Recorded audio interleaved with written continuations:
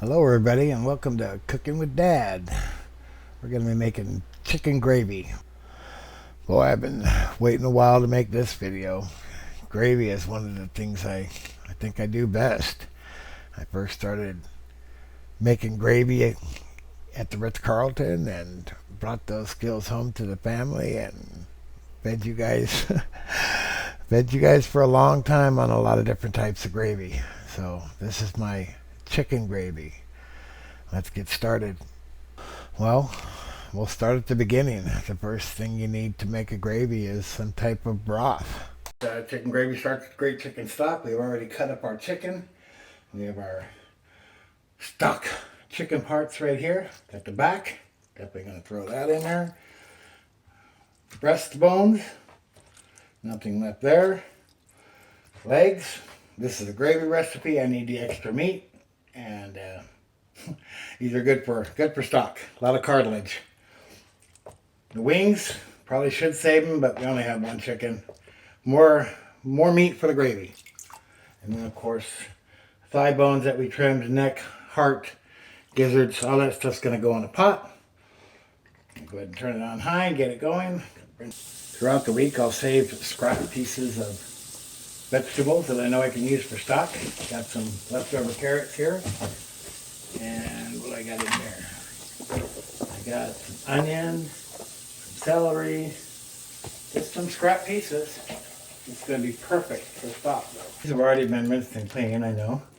So the celery, carrot too. The only thing I'm going to do is take this onion and peel off that outer layer. That outer layer has absolutely zero flavor in it. Cut off the ends here. Give her a quick peel.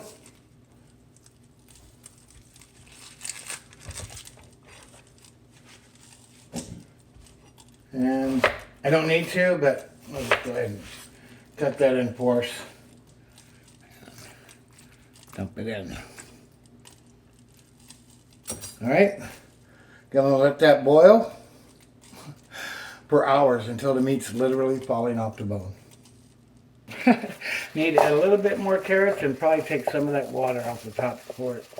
And I'm just going to use a couple carrots.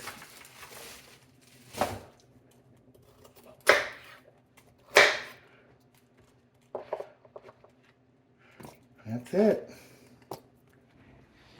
Oh my gosh, I love chicken gravy. I love the smell of the stock. Alright, let's take a look. It's been about half an hour. Did my first little check. Looking absolutely lovely. Smelling super delicious. I'm going to go ahead and turn this down to low. Alright, so it's been about 30 minutes. Taking these chicken parts out and getting what little meat I can off of their bones. So I got the wings. It doesn't look like they're quite ready yet. Actually, that breast meat is. Go ahead and put that off to the side. My back is probably also done.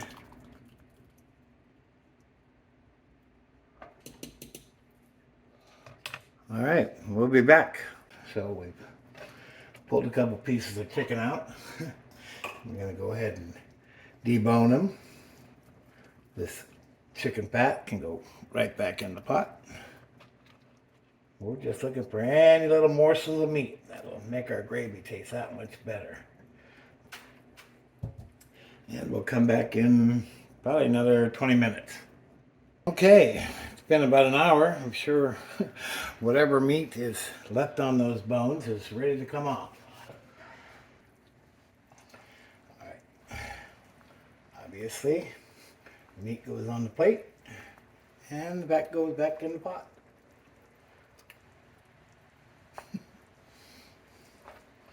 All right, that's about it.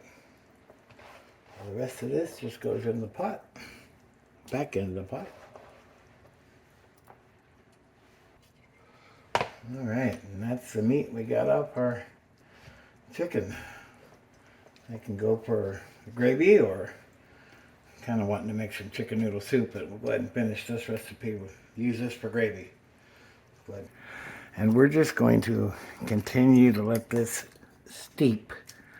You call this steep or simmer or whatever you want to call it, until these bones come out clean. I mean, clean. As you can see, we're continuing to get smaller. We're going to go ahead and drain it so we can start our final reduction. It's been about 8 hours of simmering. Everything looks pretty wilted, pretty clean. And we'll just skim, skim, skim, skim, skim, skim, skim, skim, skim. All right, that's going to be good enough. We're going to give it a final strain later.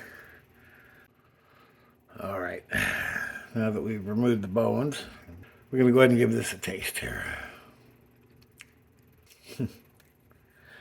Yeah, doesn't have a whole lot of flavor. Of course, we haven't added any spice yet. Okay, I think we're about reduced. I'm going to stop the reduction right here because I believe the flavor profile is just about where we want it. Remember, you've got to taste everything. Taste, taste, taste.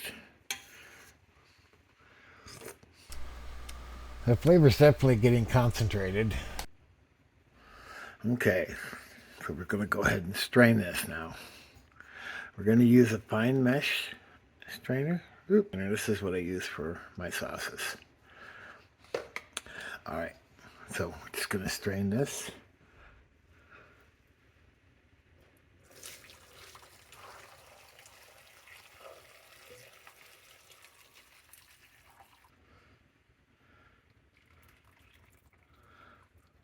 And that's the last of the yucky stuff. I'll go ahead and wash this pot up and be right back. Okay, so we're going to shift gears. We're going to make our roux for our gravy. This is one way of thickening gravy. It's called a roux. It's equal measurements of butter and flour. So we're going to use 1 cup of butter and 1 cup of flour. Let's do it. We'll go ahead and turn our pan on high, get started. Now this is one type of thickening agent. There are several types of thickening agents. Grandma used to use flour and water, and you would put it in a bottle or a bowl and whisk it until there's no lumps. I need to make a slurry. This is what I use. It's a vitamin mix bottle. Anyway, we're gonna let this butter melt a little bit. So we'll talk about thickening agents. So Grandma used to use flour and water, put it in a bottle, shake it up, pour it into the item that you want thickened, and Bob's your uncle, you've got gravy. The French, what we're doing, use flour and butter. And we'll take this flour and butter and we'll mix it together in equal parts, and we'll let it cook for about 5 minutes. And what that does is it takes the flour taste out of the roux, because obviously we don't want to add a bunch of raw flour to the stock that we just made. So cooking it for 5 minutes helps reduce the amount of flour flavor. Now you can see that's starting to boil. We're going to go ahead and turn that down a little bit, measure out our flour.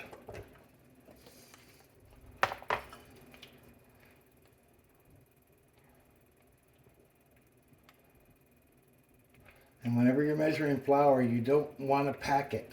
You don't want to pack it. You want to lightly, all right? Lightly pack it, scrape it off even with something flat, has an edge, and we'll go ahead and add that to our melted butter. All right, we're done with the flour.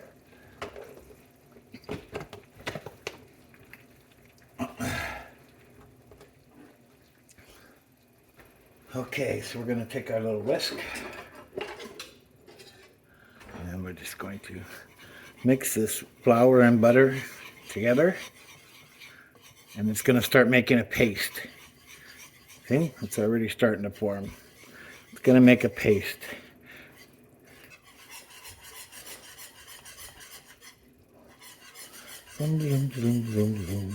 About 30 seconds. This isn't an exact science. It's about 5 minutes. Doesn't have to be exactly 5 minutes. Closer you get to 5 minutes, I feel like you lose more of that flour taste. So I would recommend at least 5 minutes. Okay, that's it. That's 5 minutes. I think that's going to be plenty. I'm going to go ahead and turn this off, let it cool, and it's gonna set up like, oh my goodness. Well, you'll see, but it's going to be nice and solid. And we'll be back. Okay, we're back, and our roux still looks watery. So I'm going to add another cup of flour. Normally I wouldn't do this. If I had been patient and put this in the fridge, it would have set up and looked normal, but here we go.